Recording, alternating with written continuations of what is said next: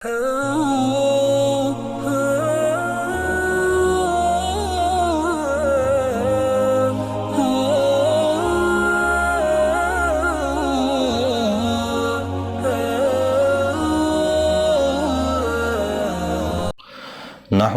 نصلی علی رسولہ الکریم اما بعد اعوذ باللہ من الشیطان الرجیم بسم اللہ الرحمن الرحیم۔ ناظرین کرام، جیسا کہ ہم نے اپنی گزشتہ ویڈیو میں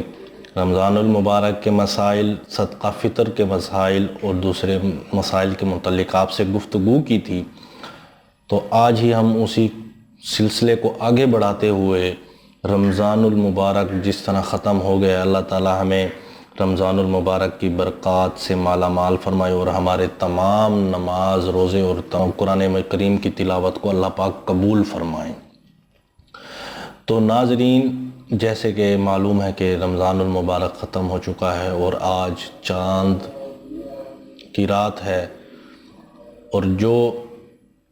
کل جس طرح یکم شوال ہے، عید کا دن ہے، تو اس رات کی جو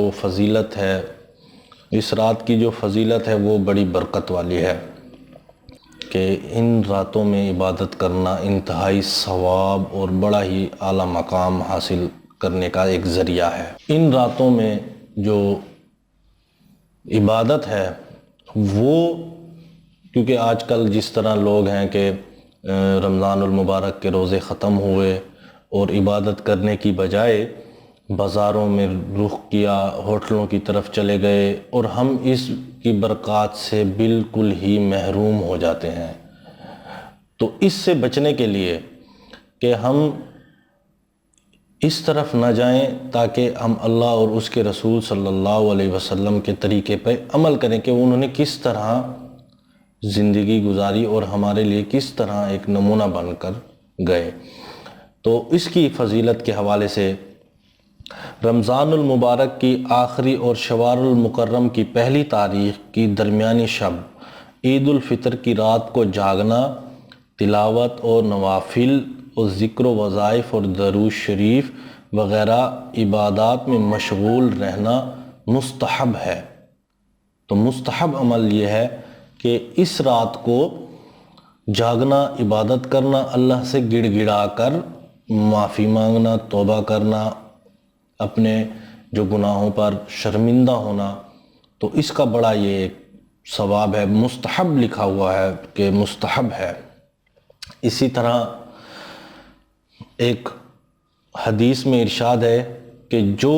شخص 5 راتوں میں عبادت کے لیے جاگے اس کے واسطے جنت واجب ہو جاوے گی۔ یہ 8 ذی الحج کی پہلی رات لیلۃ العرفہ، 9 ذی الحج کی رات لیلۃ النحر، ذی الحجہ کی رات عید الفطر کی رات، اور شب برات یعنی 15 شعبان کی رات۔ پھر دوبارہ کہہ دیتے ہیں، ایک حدیث میں ارشاد ہے کہ جو شخص 5 راتوں میں عبادت کے لیے جاگے اس کے واسطے جنت واجب ہو جاوے گی۔ لیلۃ الترویہ، لیلۃ الترویہ، لیلۃ الترویہ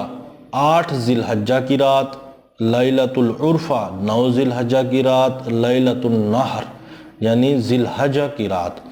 اور عید الفطر کی رات، اور شب برات یعنی 15 شعبان کی رات۔ فقہا نے بھی عیدین کی رات میں جاگنا مستحب لکھا ہے۔ ما ثبت بالسنہ میں امام شافعی رحمۃ اللہ علیہ سے نقل ہے کہ 5 راتیں دعا کی قبولیت کی ہیں: جمعہ کی رات، عیدین کی راتیں، غرہ رجب کی رات، اور نصف شعبان کی رات۔ تو میرے بھائیو دوستو، ہم کتنی بڑی جو فضیلت اور برکات والی رات ہے، ہم اس سے کس طرح محروم ہوتے جا رہے ہیں۔ تو اس کی ایک وجہ یہ ہے کہ ہم نے کبھی اس طرف شوق ہی پیدا نہیں کیا، اور نہ ہی کبھی اس طرح کی باتیں یا اس طرح کے مسائل کچھ پوچھنے کی ہمیں توفیق ہوئی کہ ہم پوچھیں کہ ان راتوں کی کیا فضیلت اور کیا برکات ہے، کیونکہ آج کل جس طرح ایک پورا رواج ہے کہ لوگ اس رات کو جو قیمتی رات ہے وہ باہر